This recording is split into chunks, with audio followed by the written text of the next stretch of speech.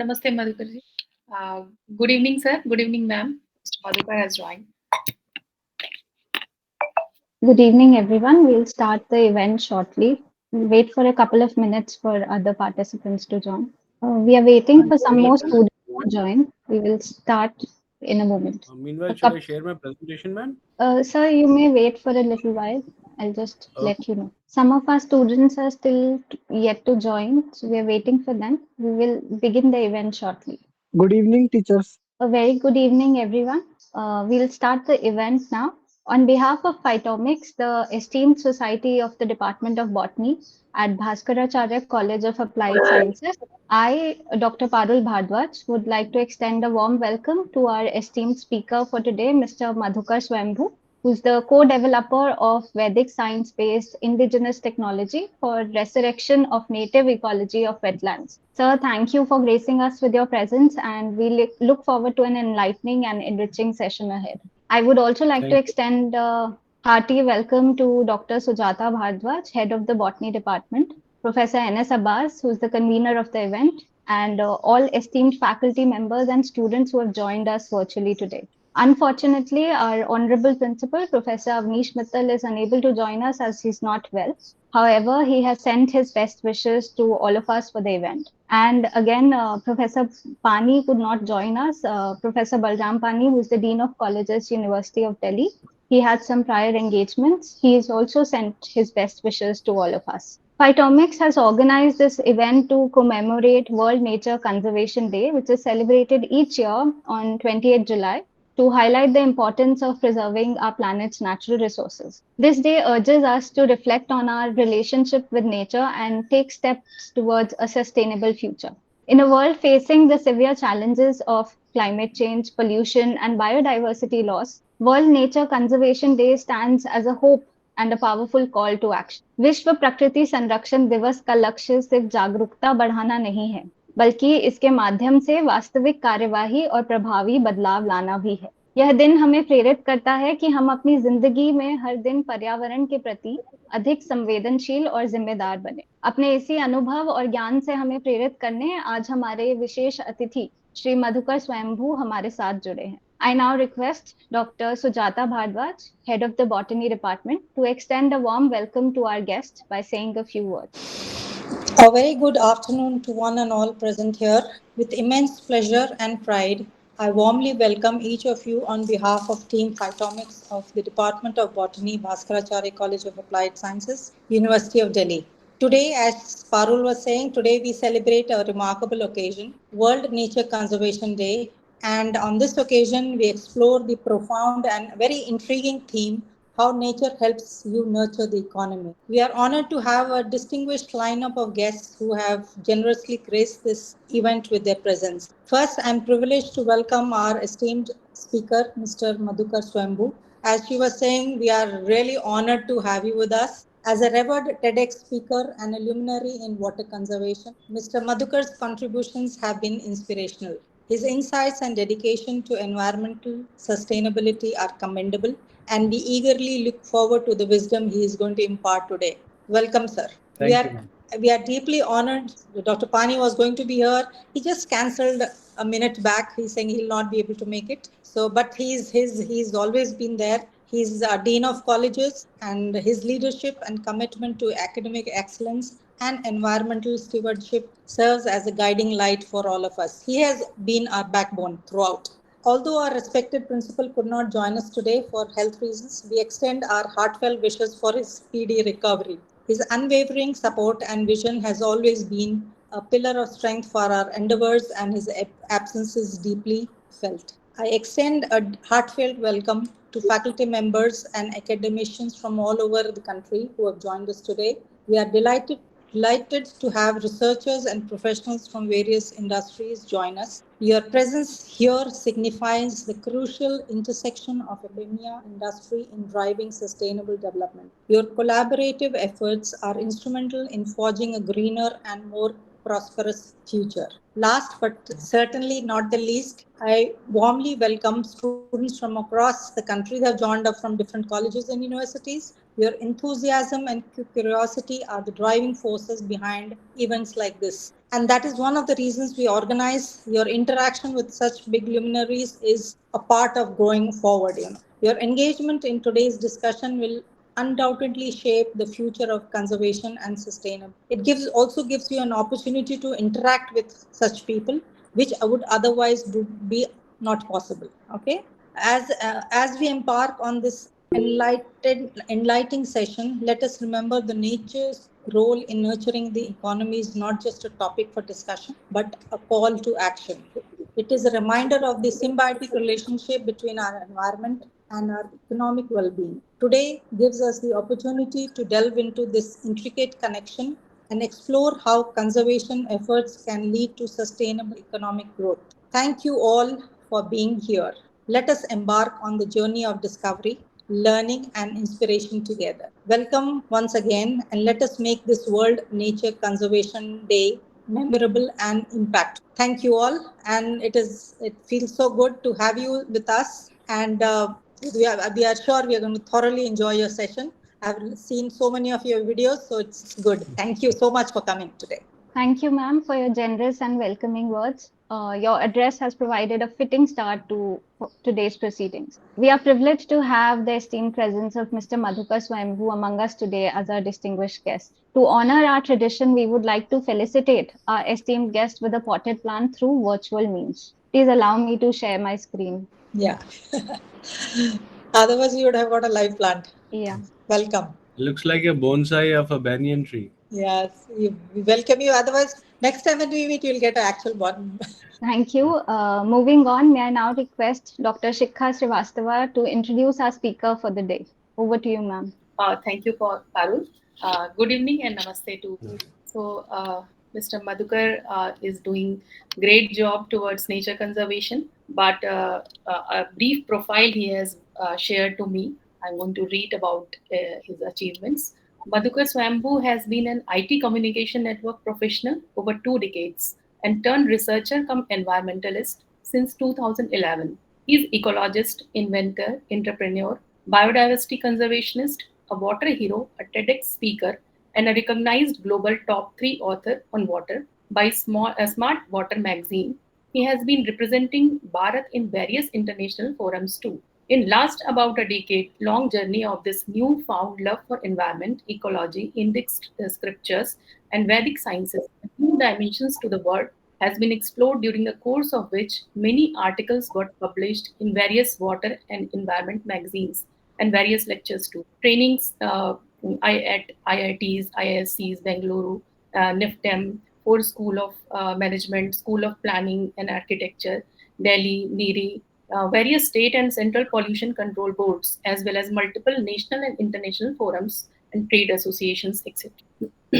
He, along with his colleagues, founded Vaidic Srijan LLP, a climate tech startup in India, after a decade-long research into Vedic sciences on their quest to find out sustainability and holistic solution to the global problems. They have invented a technology for restoration of soil, water, and air through their conjunction points, that is natural surface water bodies and wetlands, that they call Cownomics technology. The technology has been awarded by 4 central ministries of Government of India, apart from various state governments and ULBs. They have been called for giving lectures on ecology and environment in various national and international institutes, forums, and organizations. The technology is being used by now for rejuvenating billions of liters of water spread over hundreds of acres of water bodies and millions of liters of sewage on a daily basis.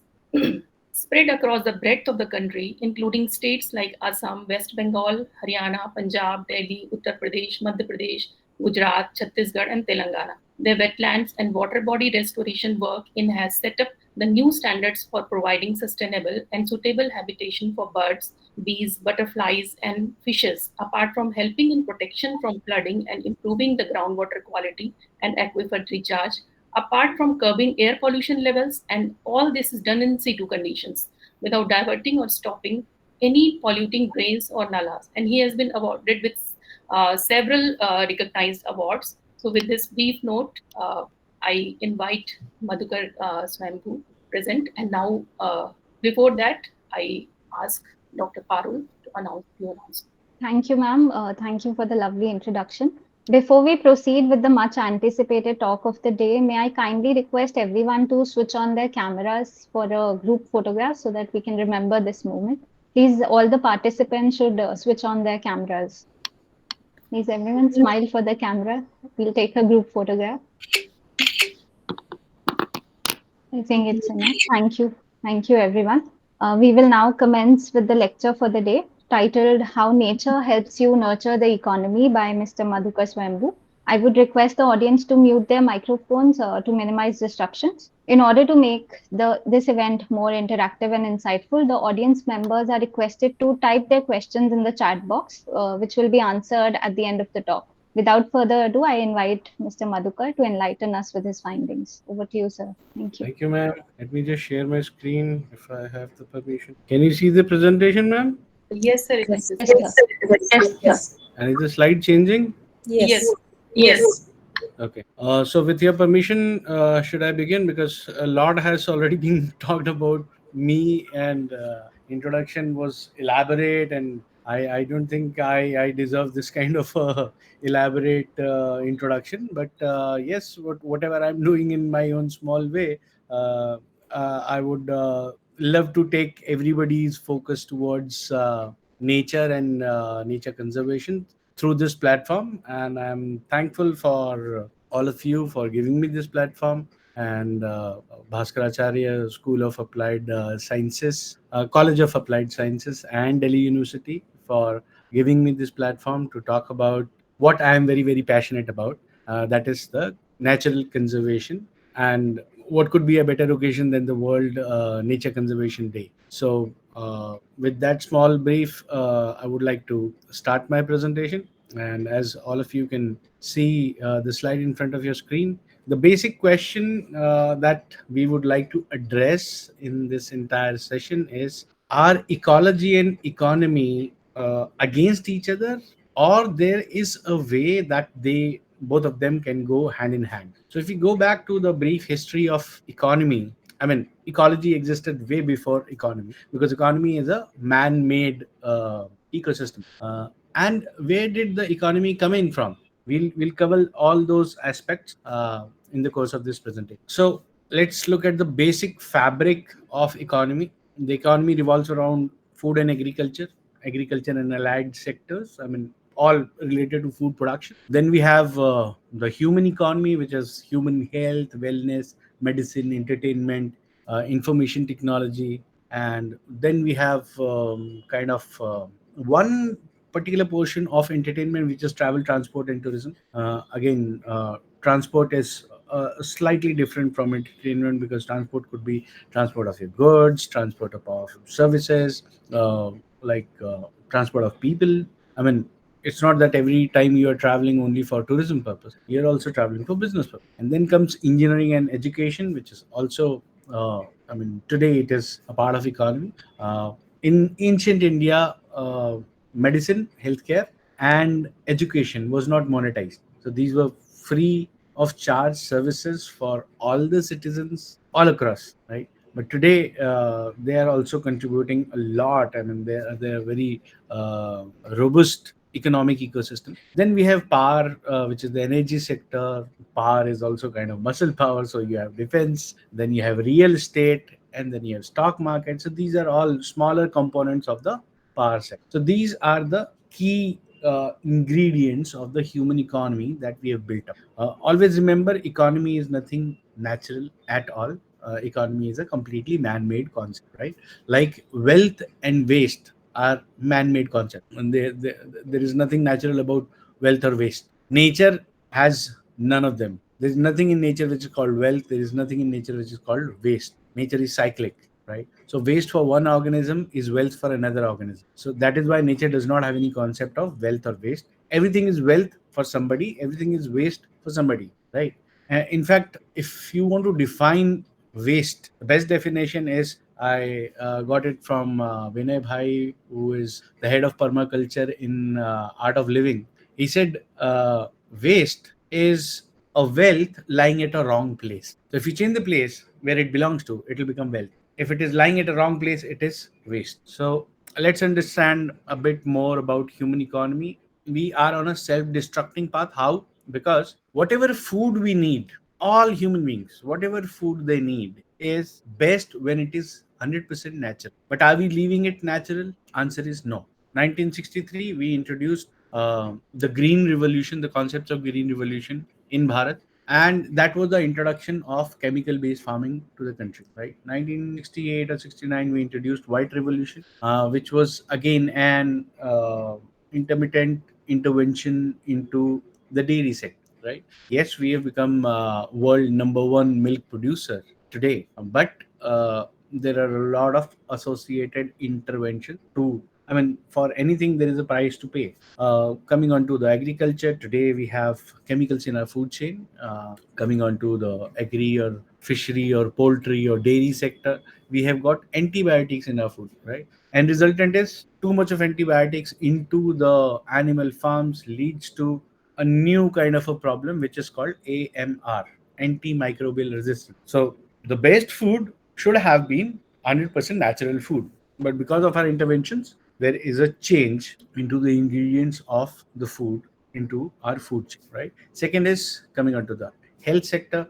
Everything in health sector, whether you talk about Ayurveda, Siddha, Unani, homeopathy, allopathy, traditional medicine of any country, of any what do you call it, continent, everywhere the complete concept of healthcare is extracted from nature. It's not that there's any kind of medicine which is completely lab made. The raw material is nature. So whether you talk about homeopathy, which is extracting from herbs, whether you talk about Ayurveda, which is creating the balance between Vat, Pitta, and Kapha through herbal medicine, or you talk of allopathy, which is taking the source from all natural ingredients, starting from the rock till the trees, and then isolating a particular compound from its natural existence and creating a medicine out of it. So, for the entire human population, the healthcare is extracted out of nature. The entire travel across the globe is traveled by, the travel is fueled by nature because without fossil fuels, you cannot imagine whether even a vehicular transport, the surface transport, or the ships, or even the airplanes, even our journey to the moon, the outer space, it's all fueled by the fossil fuels. Then when it comes on to the engineering side, engineering, the entire industry is actually inspired by nature. We take the most sustainable ideas from nature, and then we implement it through our own understanding of engineering. And then comes the power sector, which is again extracting from nature, and the kind of emission that we're doing into the power sector, that is actually leading to contamination of soil, water, and air, right? So it is like taking a complete circle. So for everything we are depending on nature, and we are also parallelly destroying the nature. So we are on a self-destructing path, and this path is not something which is going on for millions or thousands of years. This is just a path for last 400 years. As far as Bharat is concerned, today we have archaeological evidence, we have historic documentary evidence, we have evidence from multiple streams of science that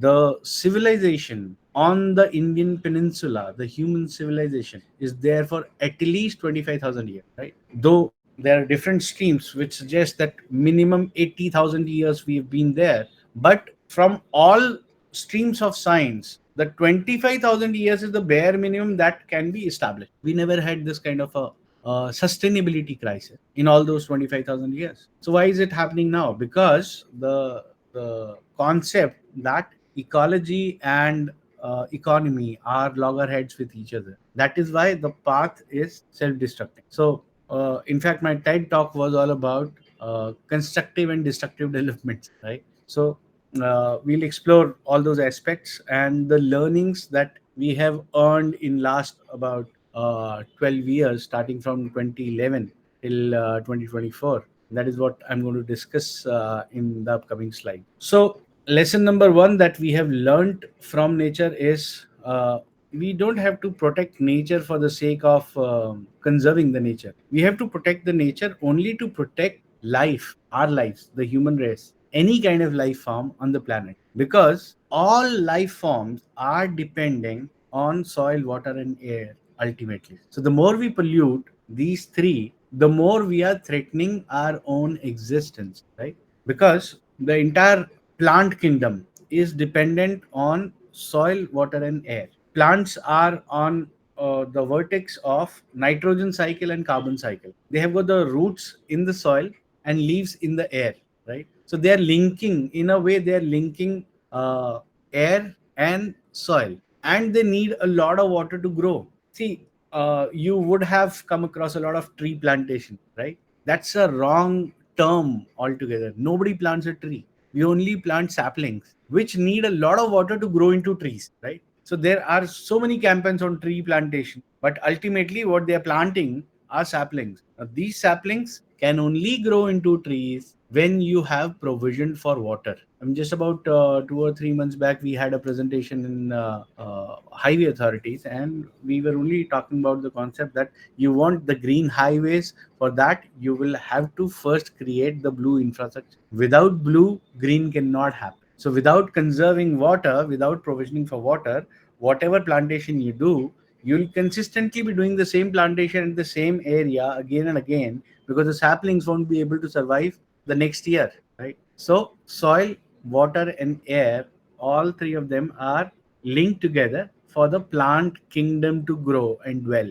And the animal kingdom is dependent on the plant kingdom. And there is a symbiotic relationship between both of them, because plants will exhale oxygen, animals will exhale carbon dioxide, right? So both of them are in a way supplying fresh breath to each other, right? So that is why both of them are dependent on each other. So we have to protect the nature only to protect life on the planet. That's the lesson number one. Lesson number two that we understand is, most of the people won't be able to relate to it, that healthy nature ensures healthy life for all life, not just for human beings, for all flora, fauna, for everybody. And the biggest example is the water body. If the water bodies are sick, they'll spread sickness in the entire vicinity, because the waterborne diseases, like you have typhoid and cholera and jaundice and everything, these are all waterborne diseases. If the water body is sick, you'll have foul smell.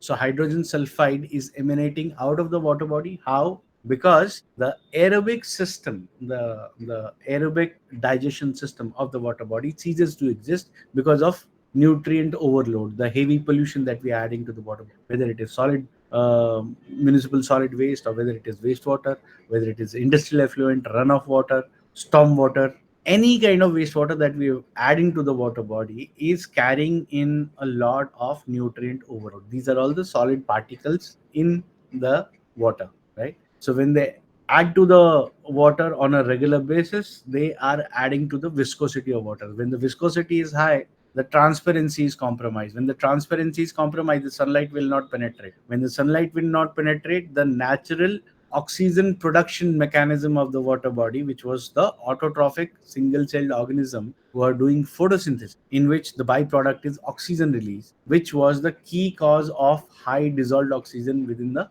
fresh water body, that ceases to exist. So the entire digestion will now happen anaerobically. I'm sure all the students are of botany and you would be understanding all these terms, right? If the terms are too scientific or technical, please raise your hand, because I'm usually using this kind of a language, and I assume that all botany students would understand. So we have compromised the natural digestion system, and because of that, the aerobic digestion is now replaced by anaerobic digestion. Now, anaerobic digestion has got its own limitation. That is why hydrogen sulfide is released. Hydrogen sulfide is a cause of a lot of breathing disorders if you inhale it on a regular basis, right? Then every water body is also a natural apparatus for air pollution mitigation, because the water molecule is bipolar.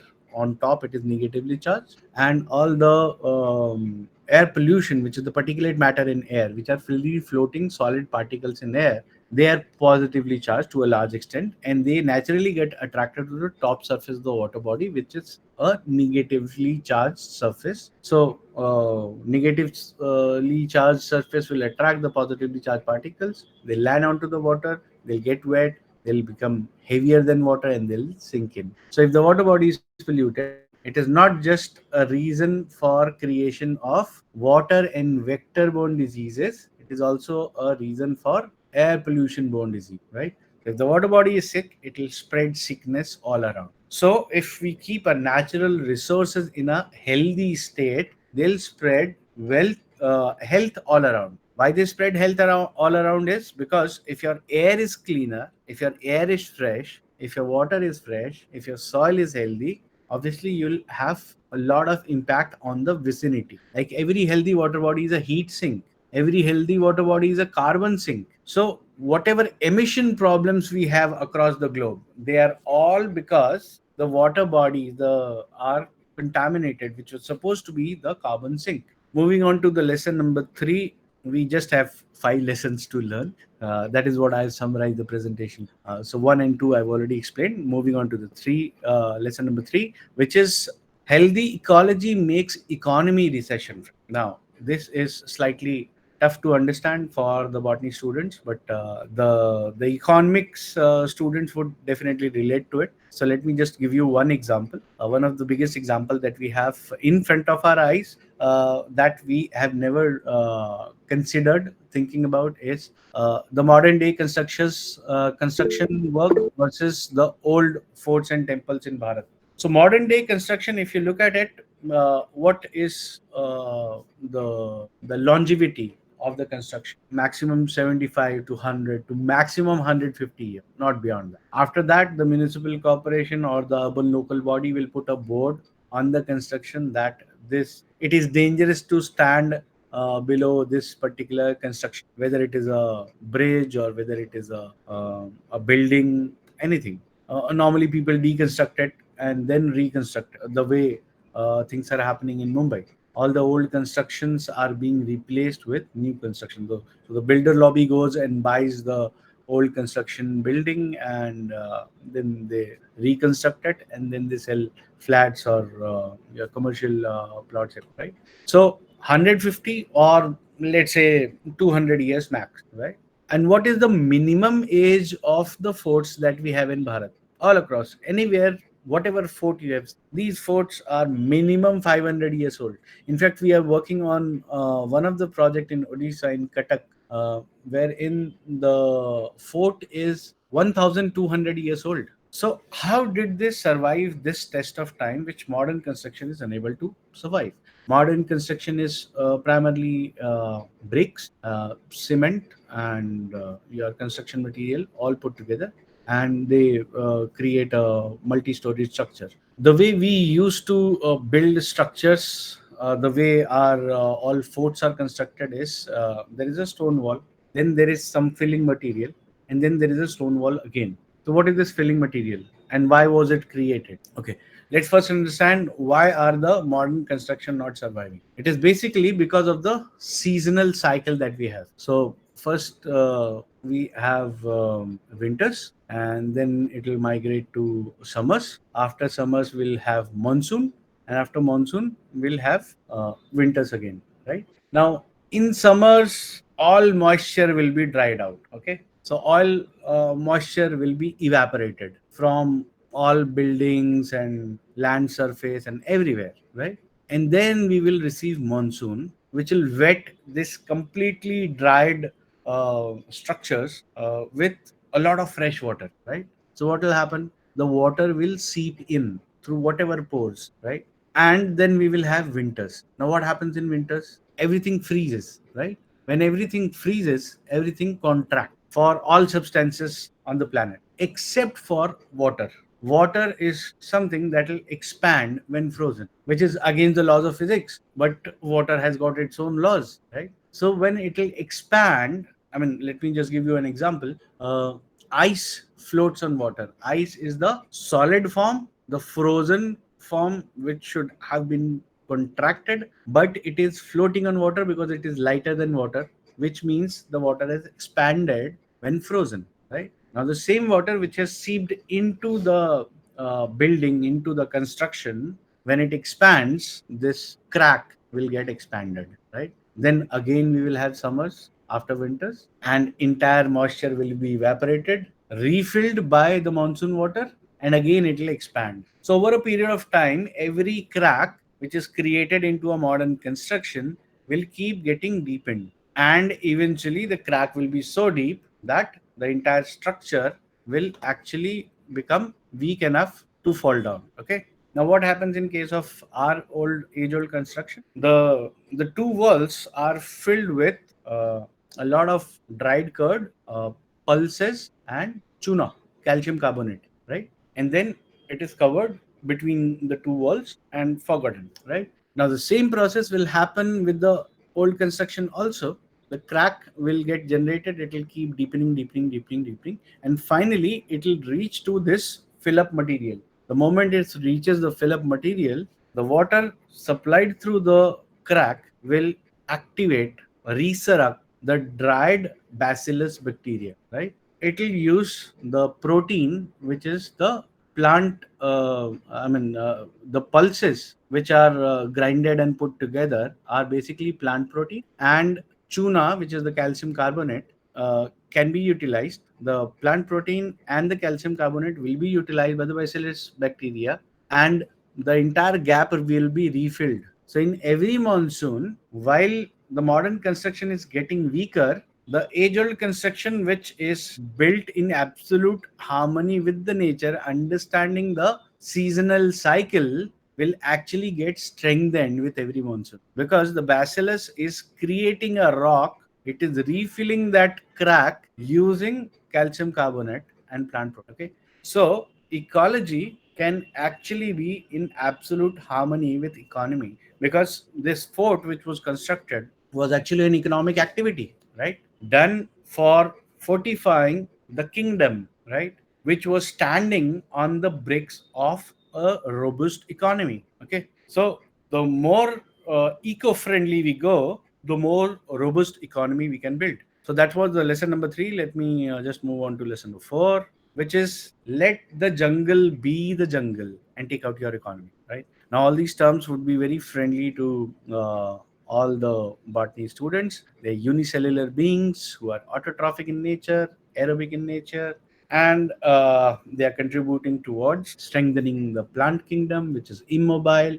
and plant kingdom is becoming the food for the consumers, which are the animals, and animals waste, excreta, is adding to a lot of unicellular organisms in the soil, and that is how the whole circle is getting completed, right? So all of them are depending on each other, and all of them are also supporting each other, right? Nobody is on a path of self-destruction except for human beings, right? Interestingly, if you look at the basic properties of life all across the planet, whether it is the smallest of the plant or a unicellular organism, or whether it is an insect or a bird, anything, any smallest of the organisms to the largest of the organism, whether we talk of a blue whale or an elephant, except for human beings, none of the organism will commit suicide. Why? Because everybody's got a zeal for life. Human beings suffer their own intelligence because they have created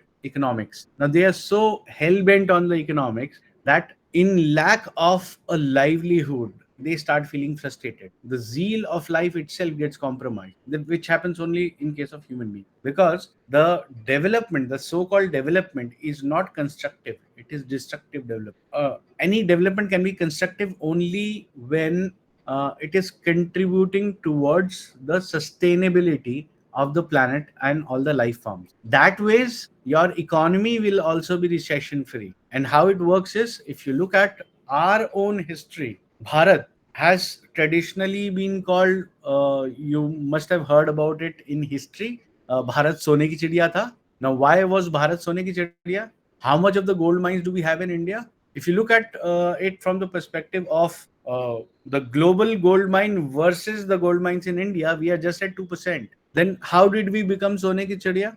And interestingly, if you look into the history, in past 2,500 years, we have been the most invaded country in the world. And every time an invader came in, I mean, I'm not talking about Mughals because they settled here. They were not invaders. They eventually settled here only, right? So invaders are those who invaded, looted, and went back, right? So if it was invaded so many times, it was looted so many times, how did it continue to be called Sone Ki Chadiya? What was the reason? The reason was the innovation, the inventions, and the trade which took those inventions to rest of the world, right? Even when British East India Company actually invaded the country and they established their so-called rule of law, India used to contribute 33% of the global GDP. Just imagine, 33% of the global GDP was from only one country, that was India.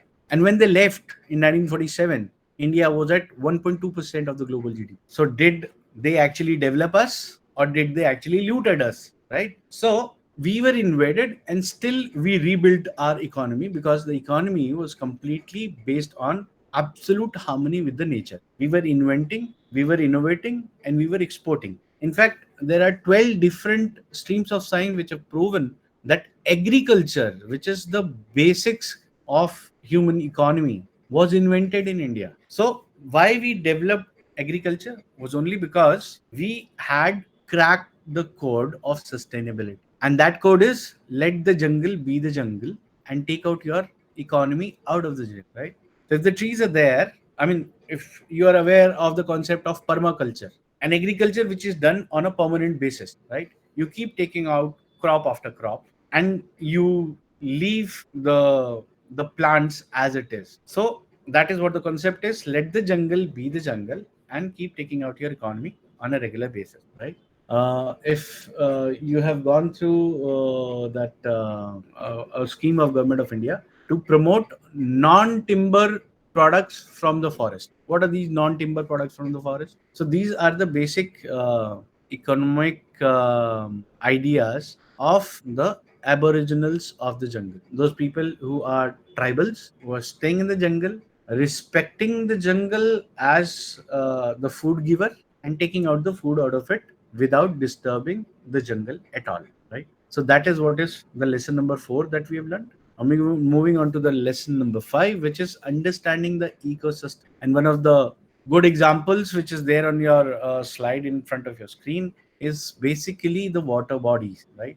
What do we take water bodies as? We take water bodies as pool of water, right? Whereas what they actually are, how they were designed by nature, they were the ecosystem service providers to the vicinity. How? We all know that life began in water. Every time, after every deluge, after every ice age, life actually started in water. And 73% of the globe was as it is water. So what was the need for a landlocked water bodies? Why did nature create them? It's only because life began in water, which was the marine water, and then life propagated towards the terrestrial surface. So from aquatic being, it became amphibia. From amphibia, it came to terrestrial. And then the terrestrial ecosystem was entirely different from the marine ecosystem. Amphibians were the transition who were taking life from water to the surface, right? Now, the terrestrial ecosystem did not need saline water. They needed sweet water. So all marine organisms are absolutely fine with the salinity of water. They know how to live in it. But the terrestrial organisms, if they are given saline water to the extent of the kind of water that we have in the ocean, their entire nervous system will get collapsed. So there was a different need for the terrestrial life, and that is why landlocked water bodies were created to provide the ecosystem services to the terrestrial ecosystem. Now, the ecosystem services we have categorized into 3 sections. One is mitigation, second is conservation, and third is maintenance. So air pollution mitigation, water pollution mitigation, flood and drought mitigation, water logging mitigation, vector and waterborne and air pollution borne disease mitigation, all of them are natural functions of the water body, provided they are themselves in good health, right? Now, water body, interestingly, are why I'm every time coming onto the water body, because that is my expertise area. That is what I've been doing for last so many years. So water bodies are providing these mitigation services to the entire ecosystem, and they are actually kind of helping the economy in a very impactful way. because you'll be amazed to know, now this is a social sector, this is not a botany related topic, but socio-economic impact is a massive impact today, right? So just by taking care of water and vector-borne diseases, the marginalized community living in the vicinity of the water body are actually enabled to save almost the amount of the insurance that government of India is giving them on a yearly basis. Then comes the conservation services. There are a lot of conservation done by the water bodies, from biodiversity to the aquatic biodiversity to the groundwater recharge, decreasing the salinity of groundwater, because you would be aware that there are plenty of areas like West Delhi, like northern Haryana, wherein the Braj Kshetra in Uttar Pradesh, all these places we have the saline aquifer. But if we restore the health of the surface water bodies, the salinity of the aquifer also goes down. So those are the conservation services. Then maintaining the ambient temperature in the vicinity. Like I said, every water body is a heat sink, right? So if the temperature is lowered by 5 to 8 degrees, your AC will be running lesser, which means you'll be saving a lot on your energy bills, right? So that means the amount of energy that you're producing now in itself can become surplus. That was the basic reason of introduction of LED bulbs, right? So those are the kind of ecosystem services being provided by the water bodies and all the natural infrastructure. So that is how it impacts the economy. Those were the 5 lessons. Now, if you look into the government of India focus, all the mission mode projects of government of India are more or less related to restoration of natural resources, right? So obviously, when you have $240 billion being committed towards a particular sector, it'll definitely strengthen the economy, right? So you have so many schemes from government of India: Atal Bhujal Yojana, Mission Amrit Sarovar, Pradhan Mantri Matsya Sampada Yojana, Har Ghar Nal Jal Yojana, Catch the Rain Where It Falls When It Falls, Atal Mission for Rejuvenation and Urban Transformation, which was Amrut 1 was completed in 2021. Amrit 2 was launched. More corporate drop is an agriculture scheme. Dam rehabilitation and improvement project is an irrigation scheme. And the market is ready for these kind of economic approaches, wherein it is linked to the restoration of the natural resources, right? Because that is what provides longevity to the market forces, and to the economy, right? Ultimately, without water, there is no economic enterprise which is possible. Whether you talk of industry, you talk of agriculture, dairy, fishery, poultry, nothing is possible without water, right? Even if we talk about an industry like semiconductors, semiconductors is a water guzzling industry, way more than agriculture. However, in India, we have 80% of the water consumption being done by the agriculture sector. But it is just the footprints, because agriculture is done in every village across the country, right? If how many semiconductor industries do we have? We have only 3, right? So it is just because of the footprints that agriculture is happens to be the most water guzzling sector in the country today, right? Why I can talk authoritatively about semiconductor industry, because I myself have been there for over 2 decades into the IT industry for communication and networking domain. Now let's move on to the socio-economic and political structure of the industry of the society. All human society need water, air, and soil. Basically, soil, water, and air put together equals food, right? Whether you're vegetarian or non-vegetarian or you're omnivorous, doesn't matter. Ultimately, your food will come out of soil, water, and air, right? And that is the basis of human society. When it comes to economics, as I said, there is no single livelihood opportunity on this globe which can survive in absence of soil, water, and air, right? When it comes to politics, all decisions are ultimately taken because of political will, right? But who created politics? It was the human beings, it was the society, right? We just took a structured approach of decision making, and that is what we call as politics, right?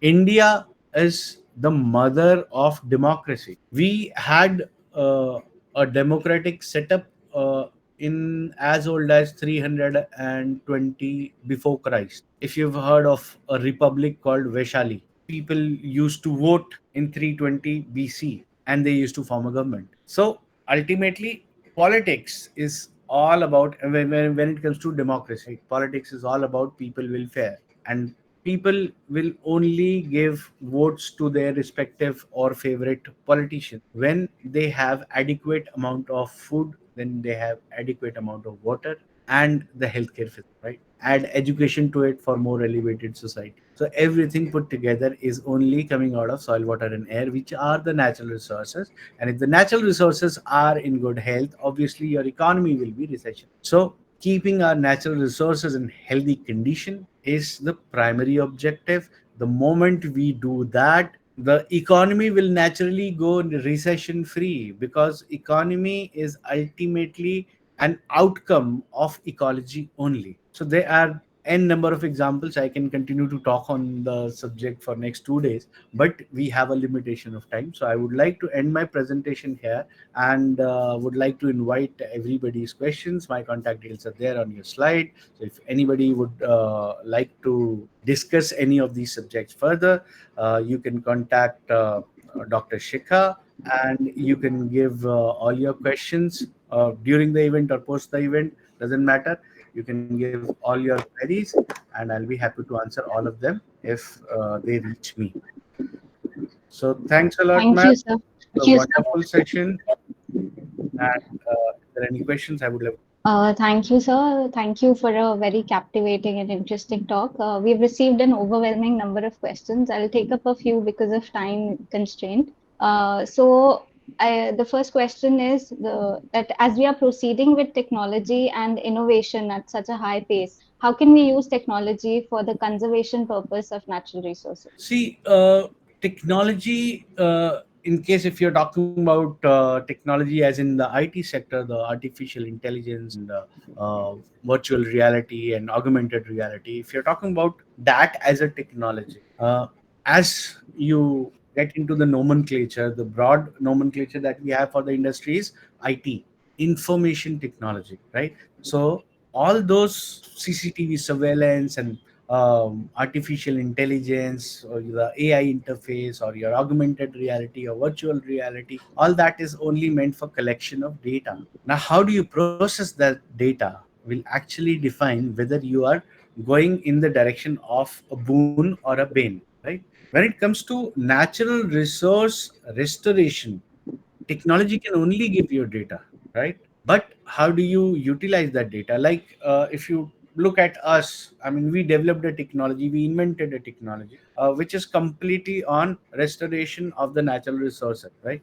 There are so many technologies that we have invented. Like there is one thing called carnomics technology, then we have eco lining, then we have eco dredging, then we have eco drain r, then we have symbiotic integrated farming methodology. So there's so many inventions that we have done, but ultimately the data came in from IT, but that data was not deployed as an IT. Okay, like you can have this a lot of examples today for agri startup, wherein they are using drone as a technology for sprinkling the pesticide or the insecticide or weedicide or fungicide. That is using technology for a wrong purpose. Okay, the more pesticide and insecticide you use into agriculture, the more chemicals will enter into the human food chain. Okay, but if you use the same drone technology for sprinkling the foliar spray on the plants of fresh, highly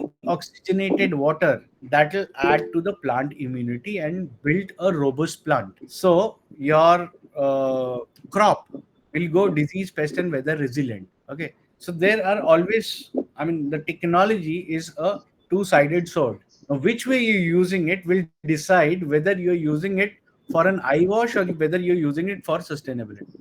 I hope that answers your question. Yes, sir. That also answers another question, that how can we minimize the chemicals and antibiotics in our food. Another question is, sir, that can you give an example of a company or industry that successfully integrates environmental conservation into its business model? I am a good example. See, we've been awarded by four central ministries.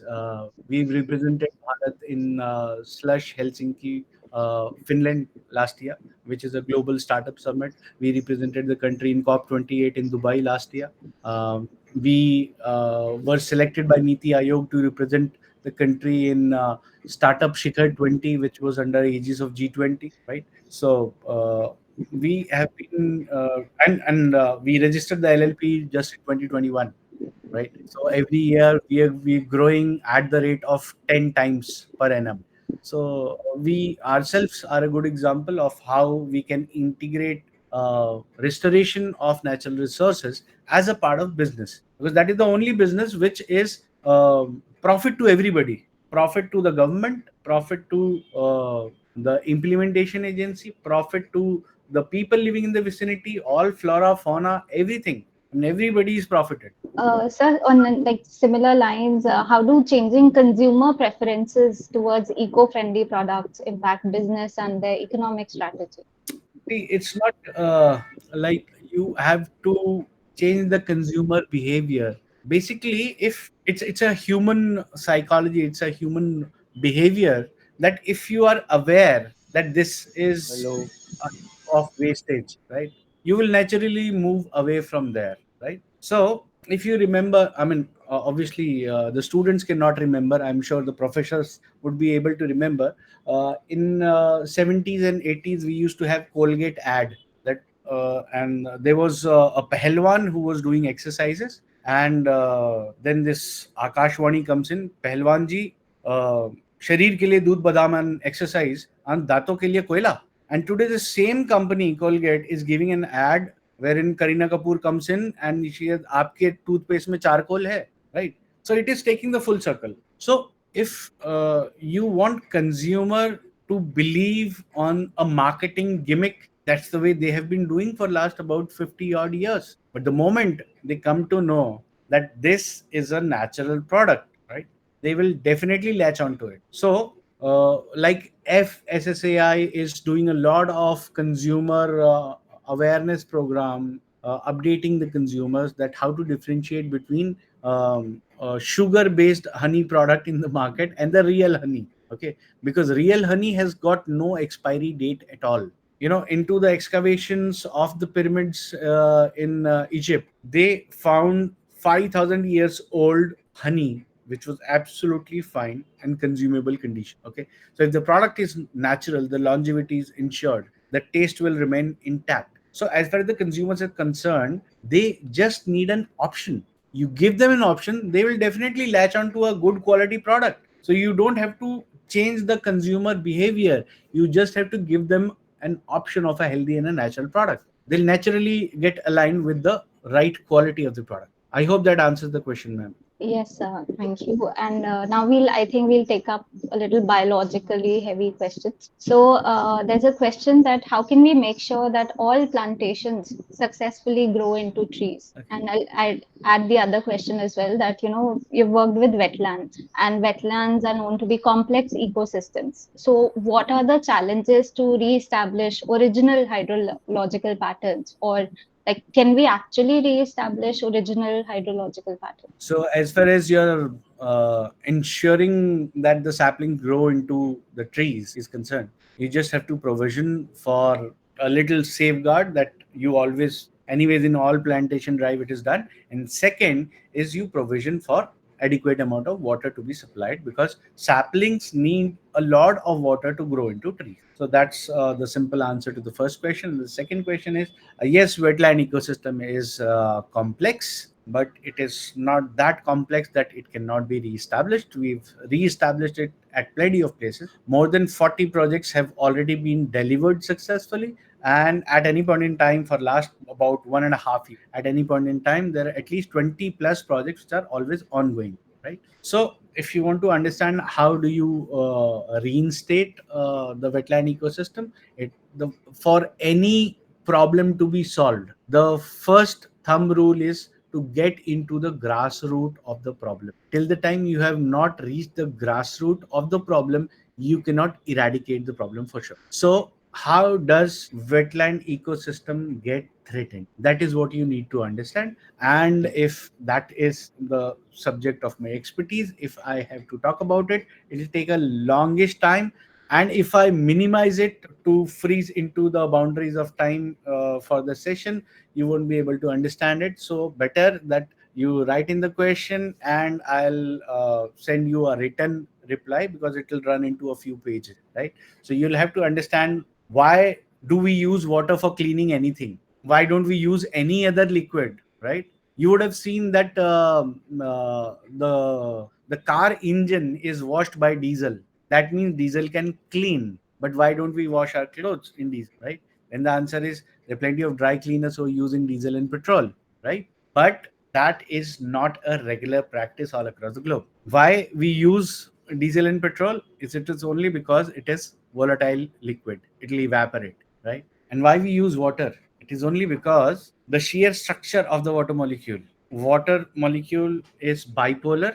Top is negatively charged, bottom is positively charged, and it is hexagonal in structure, the beehive structure, right? That is wonderful to cover up any 2D surface, but the moment you make it 3D, there'll be a void in between. This void is where the suspended and the dissolved solids will get entrapped. And that is how water carries a lot of extra load of the solids. Now, all that will get accumulated into the wetland. So what will happen? Water also has got a strength limitation of carrying the solid particles, right? So ultimately into the wetland, it will be dropped off. When it is dropped off, it will form the layer of sludge in the bottom, right? So sludge in the bottom, fat, oil and grease, or you may call weeds on the top, will captivate water between the two layers. Now the water decay will start, right? So that's a chain reaction. So it is, as I said, it is going to be a longish reply for you to understand. But yes, if you are interested in the wetland ecosystem, I would love to explain it to you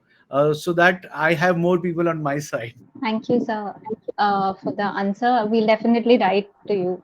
Sir, I'll just combine a few questions together and I'll just ask one last question. One is that, since the natural water bodies that are present near the communities, they are being used for water use to provide like daily use water. So they get exhausted pretty soon due to overuse, growing population, and other reasons. So are there any government schemes that look into it, like how can we prevent it? And then again, from a student's point of view, is there something that we can do to say come up with do some activities, raise awareness or something like that? Like what can we do as a student to prevent something like this? So your question number one is about how do we ensure sustainability of the water body itself, because water bodies are being used by the people as a source of water. So the irony is, wherever water is being used by the people as a source of water, the water bodies remain in good health. One big example in front of us is the state of Chhattisgarh. Chhattisgarh has got a lot of tribal population, and they are very well emotionally connected to the water bodies.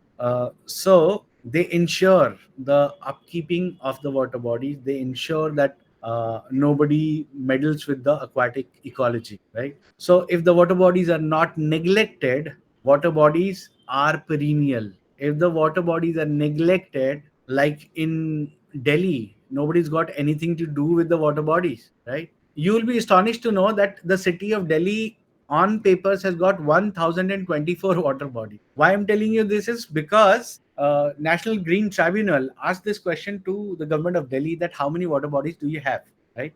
And the answer based on the paper that you have says 1024 water bodies. And then honorable court had to ask another question, how many of them do still survive? So they took almost 1.5 to 2 years to reply back. And finally they said that almost 70% of the water bodies are already gone.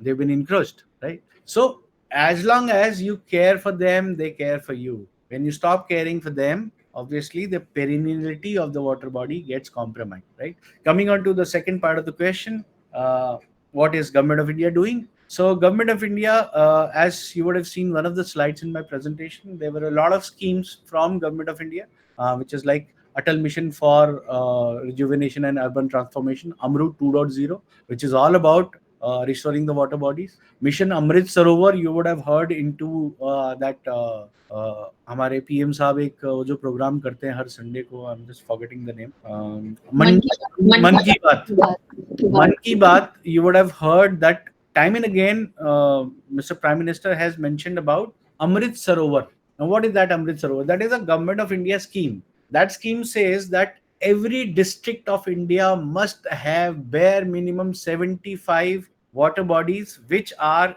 in a condition that the water can be used for agriculture, aquaculture, and animal husbandry. That's the parameter of Amrit Sarovar, right? So that is a very foolproof mechanism, because earlier what used to happen was, whether the water body is in good condition or not, the simple parameter was you just get a lab test done, right? Lab test give you X report. If you're paying 500 rupees, you pay 5,000 rupees, you get Y report, right? So on paper, all water bodies were in healthy condition. So that is why this entire parameter has been changed by Government of India for Mission Amrit Sarovar. The water should be good enough that the cows and the buffaloes are drinking that water. Now you cannot make them drink dirty water at all.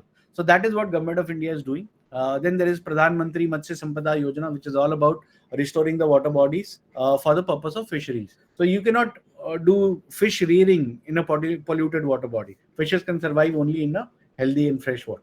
Now coming on to what students can do. So there are, you must have heard of the term enactors, right? So enactors is, I guess, a multinational NGO which is having chapter in all the colleges and universities. So there are plenty of students who are getting associated with us, who are working with us on our projects in different parts of the country, and they are actually going there, interacting with the locals who are living in the vicinity of the water body, making them understand that if you keep water body in healthy condition, how you will get healthy and wealthy both, right? So this is what we have been doing with the students. We are also associated with the school students through Crest Olympiad. Crest Olympiad is a Olympiad organizing organization wherein they have also a program called Green Olympiad, wherein they have almost 30,000 plus registrations from all across the globe. And we interact with those students, we keep them updated. They have an interaction with us. They share their presentation, their thought, their ideas, and that's what they have been doing on their own level. I mean, at the school level itself, they're doing a lot of green activities for environmental restoration, and they celebrate all these kind of days like World Water Day, World Wetland Day, Biodiversity Day. So some of the other interaction happens at the school level as well. I hope that answers the question. Definitely, sir. That was, I think that's a very good note where we should end this Q&A session. And I'm sure students have a lot more questions. We'll share your contact details. They can write it to you. Thank you for addressing each question with exceptional clarity. Your contributions have left a lasting impact on all of us. And I think we are all enlightened and motivated. So, I'll just request that instead of sharing my contact details with all the students, you compile all the questions and give me yes, in sir. a Word document. I'll respond to all the questions and share it back with you. Sure, sir. We'll do that. Thank you. So to conclude this session, I would now like to invite Dr. Komal Chaudhary to offer the final thoughts. Dr. Komal, please. Am I audible? Yes, ma'am. Thank you. So I wish you all a very good evening. Today's talk on how nature helps you nurture the economy was so engaging that we could listen to our esteemed speaker, Mr. Madhukar Swayambhu, forever.